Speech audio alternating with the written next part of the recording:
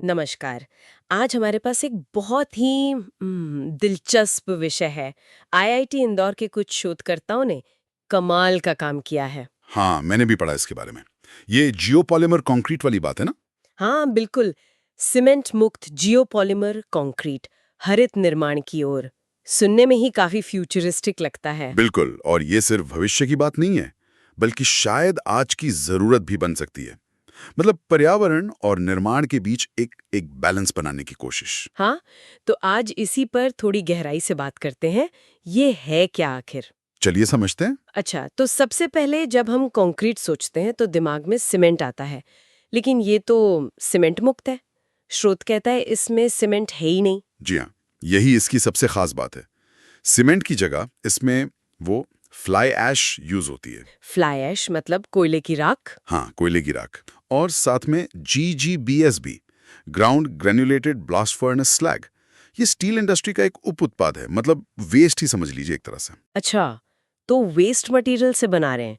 ये तो अपने आप में बड़ी बात है। बिल्कुल। और देखिए, सीमेंट बनाने में ना बहुत कार्बन उत्सर्जन होता है, बहुत ज्यादा। दुनिया का करीब शायद 8% CO2 तो सीमेंट इंडस्ट्री से ही आता है। 8%? काफी ज्यादा है ये तो। हाँ, तो अगर सीमेंट हटा दिया तो कार्बन फुटप्रिंट सीधे कम हो गया। स्रोत तो कहता है कि इस जियोपॉलिमर कंक्रीट से CO2 उत्सर्जन 80% तक कम हो सकता है। 80%? सच में ये तो बहुत ही प्रभावशाली आंकड़ा है, खासकर भारत जैसे देश के लिए जो अपने नेट जीरो लक्ष्य की तरफ देख रहे हैं। बिल्कुल, ये उस दिशा में एक बड़ा कदम हो सकता है। पर एक और चीज जो मुझे हैरान कर रही है, इसमें लिखा है कि इसे पानी से क्योरिंग की जरूरत नहीं, मतलब तराई नहीं करनी पड़ती। पारंपरिक कंक्रीट में तो पानी डालना बहुत जरूरी होता है ना मजबूती के लिए। हाँ, सामान्य कंक्रीट में तो होता है, लेकिन इसकी केमिस्ट्री वो अलग है।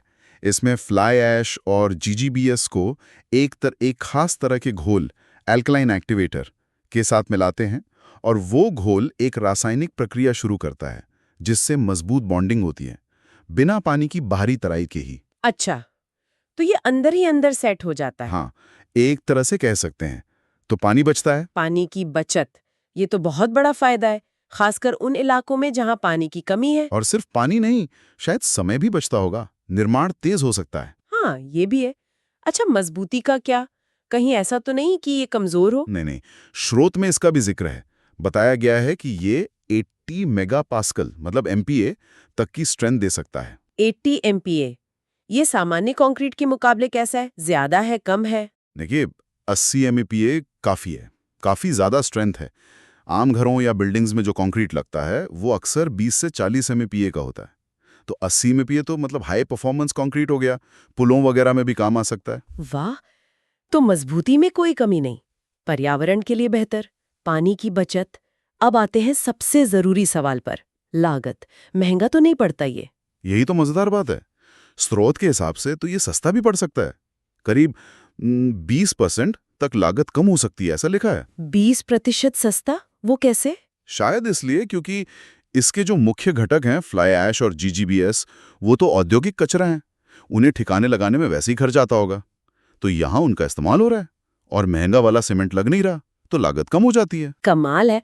मतलब कचरे को काम में लाना, ये तो सर्कुलर इकोनॉमी वाली बात हो गई। चीजों को फेंको मत, दोबारा इस्तेमाल करो। बिल्कुल सही पकड़ा आपने। ये सिर्फ कंक्रीट बनाने का नया तरीका नहीं है, ये संसाधनों को देखने का, उनके इस्तेमाल का एक नया नजरिया है। सतत विकास जिसे कहते हैं। हाँ, मतलब हम माइनिंग कम कर रहे हैं, उत्पादन का बोझ कम कर रहे हैं। और साथ ही औद्योगिक कचरे का निपटान भी हो रहा है। विन विन सिचुएशन है। तो अगर हम पूरी बात को संक्षेप में देखें, आईआईटी इंदौर ने एक ऐसा कंक्रीट बनाया है जिसमें सीमेंट नहीं है, सही। फ्लाई ऐश और GGBS जैसे वेस्ट मटेरियल से बनता है, हाँ, पानी से तराई की जरूरत नहीं, बिल्कुल नहीं। मजबूती 80 MPa तक, जो कि बहुत अच्छी है, काफी अच्छी है। CO2 उत्सर्जन 80% तक कम, जी, और लागत भी 20% तक कम। यही सारे मुख्य बिंदु हैं। ये दिखाता है कि कैसे इनोवेशन मतलब नई सोच और रिसर्च हमें सस्टेनेबिलिटी लक्ष्यों की तरफ ले जा सकती है। ऐसा निर्माण जो पर्यावरण के लिए भी अच्छा हो और जेब के लिए भी। हाँ, हरित निर्माण की दिशा में ये वाकई एक बड़ा कदम लगता है। हालांकि एक बात ध्यान रखनी होगी, कोई भी नई तकनीक जब आती है तो उसे बड़े पैमाने पर अपनाने से पहले उसका लंबे समय तक का प्रदर्शन देखना होता है। अलग अलग मौसम में, अलग अलग हालात में वो कैसा काम करती है। स्रोत में शायद इन सब पर अभी उतना विस्तार न हो। ये बात तो सही है, लॉन्ग टर्म ड्यूरेबिलिटी देखनी होगी। लेकिन जो संभावनाएं दिख रही हैं वो तो काफी उम्मीद जगाने वाली हैं। और यहीं पर हम आज की बात खत्म करते हैं, लेकिन एक सवाल के साथ।